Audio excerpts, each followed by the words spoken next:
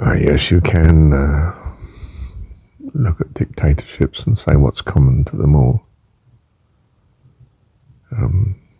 It's not necessarily the charisma that Hitler had.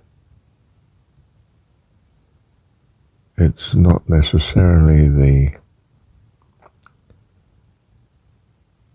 ruthless destruction of its own people that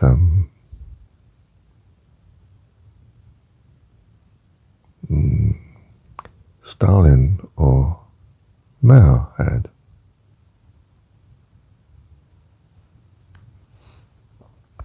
It's sometimes born of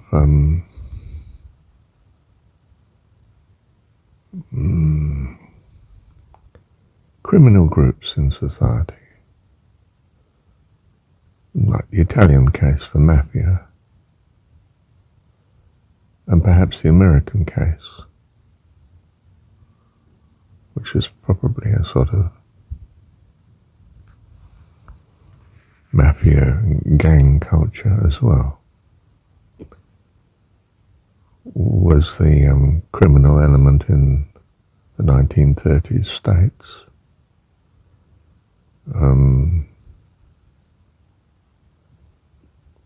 Of much mafia content, migrants. Not certain, but possibly.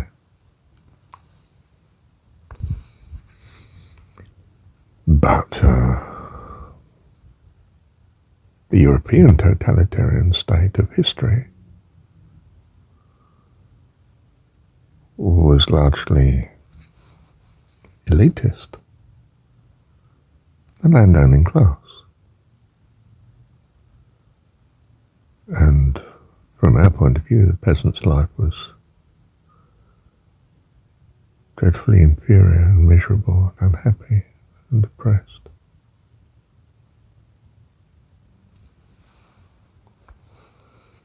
The autocratic leader so often becomes the holder of great wealth,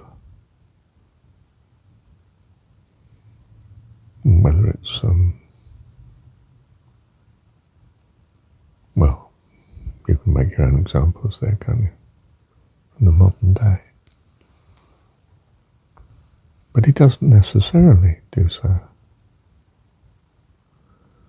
Stalin lived extremely meanly.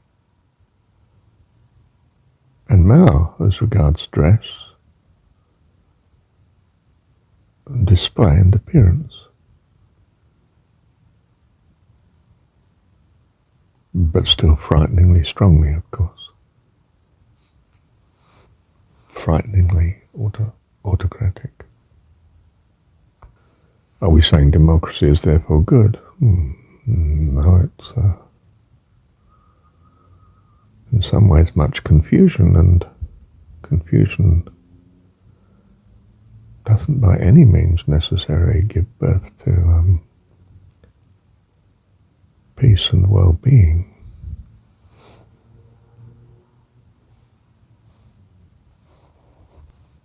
In fact, it very often gives opportunity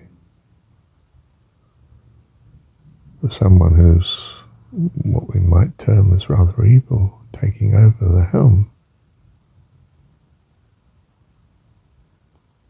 And that's certainly been our experience in the last couple of 100 years. Well, 100 years perhaps. We're clear what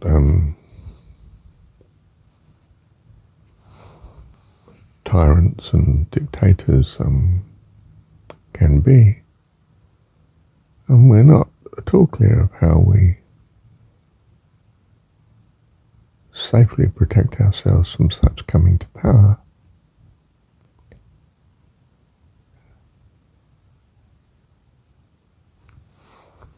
In fact, it seems to be almost by the grace of God that we have any exceptions to such. And a more cynical view is that we have very few exceptions to such.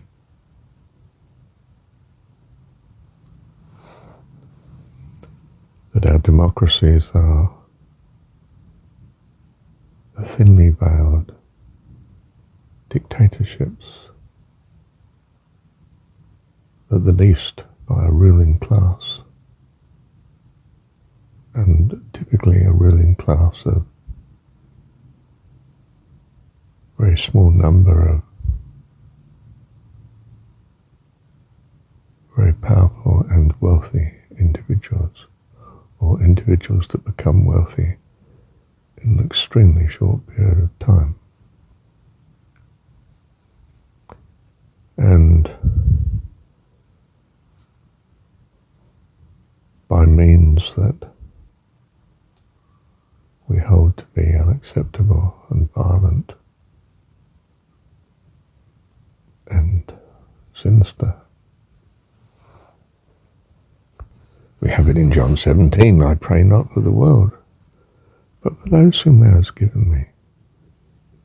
For they are thine, and thine are mine, and all mine are thine, and I'm glorified in them.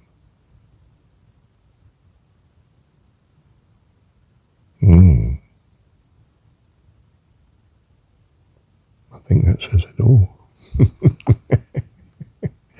Thank you, Heavenly Dad.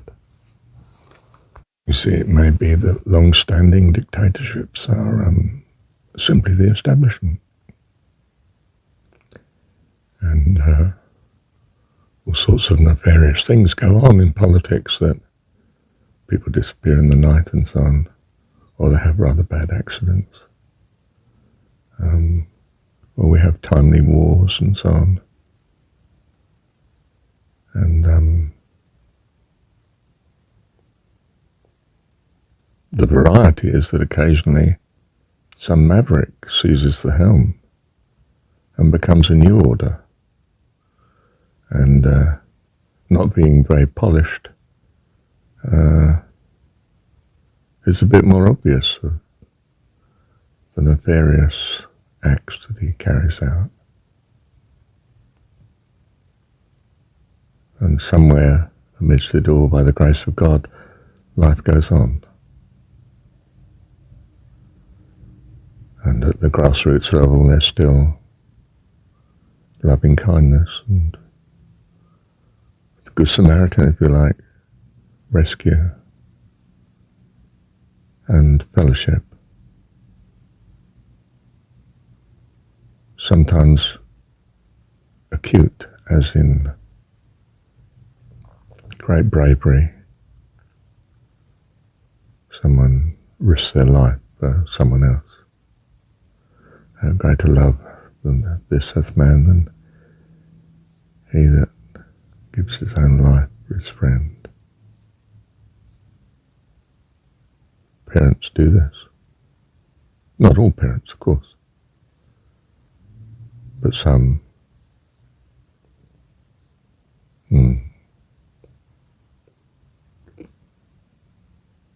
Well, that's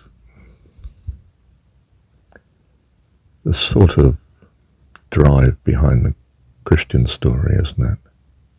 And I do mean Christian, I don't mean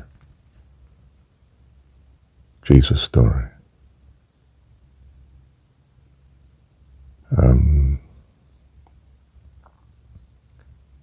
But that's another story, isn't it? Thank you, Heavenly Dad.